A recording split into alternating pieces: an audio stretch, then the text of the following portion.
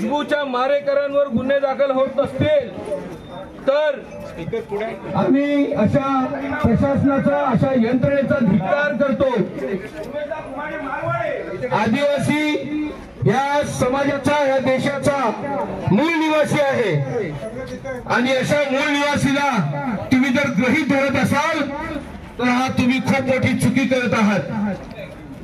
22 डिसेंबरला ज्या मुलीचा मृत्यू झाला तिला आजपर्यंत न्याय देऊ शकलेला नाही। अशा शासनाचा धिक्कार असो, धिक्कार असो, धिक्कार असो, अशा शासनाचा धिक्कार असो, धिक्कार असो। ज्या वैद्यकीय अधिकाऱ्यांनी कोणतीही तपासणी न करता निव्वळ 3 सट्ट्यांच्या आधारे आमच्या खुशबूला चुकीचे औषध उपचार देऊन मृत्यूच्या गळी उतरवली, ते वैद्यकीय अधिकारी आजही मोकाट आहेत। ज्यांच्या छत्रछायेखाली आमची खुशबू होती त्या आश्रमशाळेचे म्हणजे एकात्मिक आदिवासी विकास प्रकल्पाचे प्रकल्प अधिकारी आजही मोकळे आहेत। हा आक्रोश आहे। माध्यमांनी वारंवार मागील 3 महिने सातत्याने प्रसिद्धी माध्यमांनी हा विषय लावून धरलेला असताना सुद्धा विधान परिषदेमध्ये अधिवेशनादरम्यान तारांकित प्रश्न विचारल्यानंतरही जर हे शासन जागे होत नसेल तर हे शासन आम्हा आदिवासींच्या प्रती कुचकामी आहे। अशा शासनाचा आम्ही निषेध करतो, धिक्कार करतो। आणि मात्र तुम्ही जर आम्हाला गृहीत धरत असाल तर तुम्ही गृहीत धरू नका, कारण आदिवासी हा या देशाचा मूळ निवासी आहे हे विसरू नका।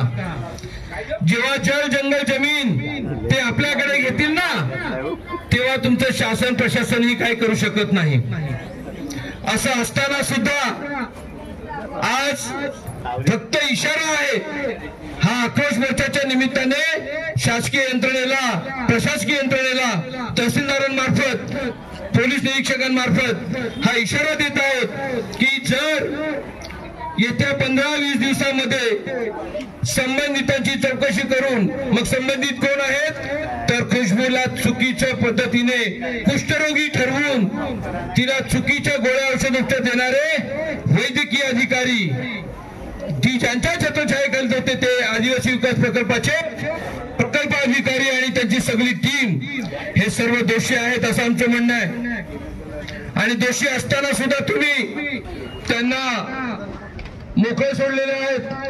3.5 महिने होऊन सुद्धा साधा गुन्हा दाखल झालेला नाहीये। जर असं होत असेल तर मग हा जन आक्रोश मोर्चा फक्त आदिवासी आक्रोश मोर्चा आजच्या पुरता नाही, तर वेळ पडली तर मंत्रालयात जाऊ, वेळ पडली तर ही शासकीय कार्यालय उघडी दिसणार नाहीत, कारण ज्या मूळ निवासीला जगण्याचा अधिकार तुम्ही नाकारत आहात तो आदिवासी जेव्हा जागा होईल तेव्हा आपल्याला प्रतिभी थोडी होईल एवढं निश्चित। त्यामुळे इथे आलेला जनसमुदाय यामध्ये खुशबूचे वडील, खुशबूची आई, खुशबूची मोठी बहीण जी आज 3.5 महिने होऊन ती मुलगी शाळेत गेली नाही, याची तरी लाजा वाटू द्या तुम्हाला। ती मुलगी त्या भीतीपोटी शाळेत गेलेली नाहीये। हे असलंच सरकार का? या सरकारचं कर्तव्य होतं की यांना अभय देणं, परंतु दुर्दैवाने हे सरकार कुचकामी ठरलेलं आहे, ही प्रशासकीय यंत्रणा कुचकामी ठरलेली आहे।